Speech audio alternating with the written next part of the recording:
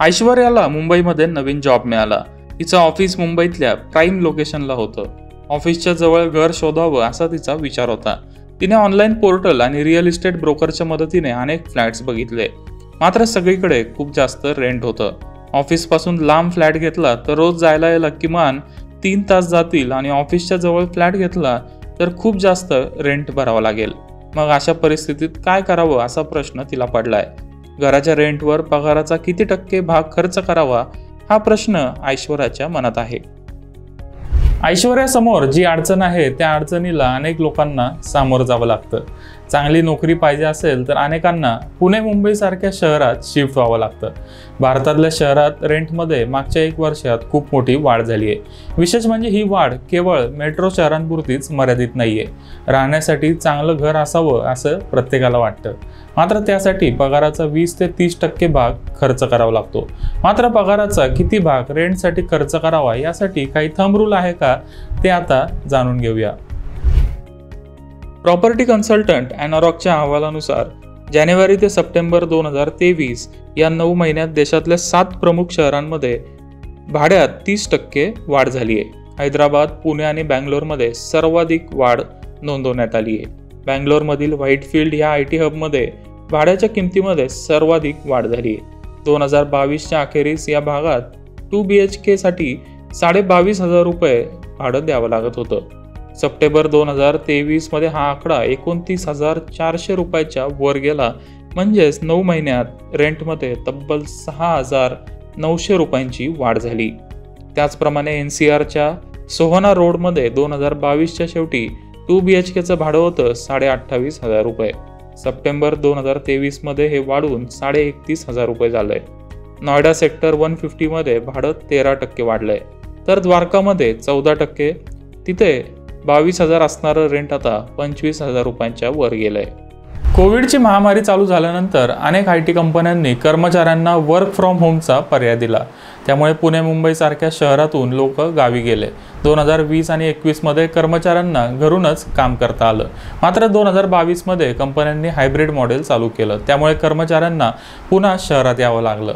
अचानक डिमांड वाढल्यामुळे घरांच्या रेंटमध्ये खूप मोठी वाढ झाली। या दरम्यान रेंट तर वाढलंच, त्यासोबतच घरांच्या किमती आणि व्याजदर देखील वाढले। व्याजदर वाढल्यामुळे अनेक लोकांनी घर घेण्याचा प्लॅन पुढे ढकलला। मात्र अशा परिस्थितीत घराच्या रेंटवर जास्तीत जास्त किती खर्च करायचा हे लोकांना ठरवावं लागणार आहे। यावर तज्ञांचं काय मत आहे ते आता जाणून घेऊया। खरीदने और बेचने के तो कई तरीके के फॉर्मूलाज हैं जो इन्वेस्टर यूज करते हैं, बट रेंटल पे अभी तक ऐसा कोई फिक्स्ड फॉर्मूला नहीं है। बेसिकली क्योंकि क्या है कि ये एक बड़ा ही एक इंसान की मूड या नेसेसिटीज पे भी डिपेंड करता है। बट अमूमन मैंने ये ऑब्जर्व किया है कि एक फैमिली अपनी इनकम की अप्रोक्सीमेटली 30 से 35% जो हिस्सा है वो हाउस रेंटल, इलेक्ट्रिसिटी और मेंटेनेंस पे खर्चता है। जो 30 से 35% मैंने बताया था वो शायद मैंने आपको बताया लिखा, that includes the maintenance end electricity also. So approximately जो रेंटल का शेयर आता है वो अप्रोक्सीमेटली 22 से 27% के आसपास आता है। एखाद्याने पगारातील किती रक्कम घराच्या रेंटसाठी खर्च करावी हा सगळ्यात महत्त्वाचा प्रश्न आहे। हे कॅल्क्युलेशन आपण सविस्तर समजून घेऊया। जर ऐश्वर्याचा मासिक पगार 60,000 रुपये असेल तर तिच्या घराचं भाडं पगाराच्या 30% म्हणजेच 18,000 रुपयापेक्षा जास्त नसावं। पण या 18,000 मध्ये घर भाडं, मेंटेनन्स, वीज बिल यासारख्या सर्व खर्चाचा समावेश असला पाहिजे। तुमचं रेंट यापेक्षा जास्त असेल तर याचा अर्थ तुम्ही तुमच्या पगाराचा बहुतांश भाग भाडं भरण्यासाठी खर्च करत आहात। त्यामुळे तुम्ही स्वतःचं घर घेण्यासाठी, तुमच्या मुलांचं शिक्षण किंवा स्वतःच्या रिटायरमेंटसाठी पुरेशी बचत करू शकणार नाही।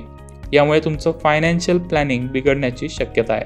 त्यामुळे हा खर्च कमी करण्यासाठी तुम्हाला काहीतरी प्रयत्न करावे लागतील। तुम्ही भाड्याने घर घेण्याच्या आधी तुम्हाला नक्की कुठं राहायचंय ते ठरवा। या ठिकाणी सुरक्षा पुरेशी आहे का ते तपासा आणि तुमचं ऑफिस तुमच्या घरापासून किती अंतरावर आहे ते देखील बघा। कारण तुमच्या बजेटमध्ये तुम्हाला एखादं चांगलं घर मिळालं तरी ते तुमच्या ठिकाणापासून लांब असेल तर तुमचा वेळ विनाकारण वाया जाईल। प्रवासावर तुम्हाला जास्त खर्च करावा लागेल। मग अशा परिस्थितीत तुम्ही ऑफिस जवळच लहान घर घेऊ शकता।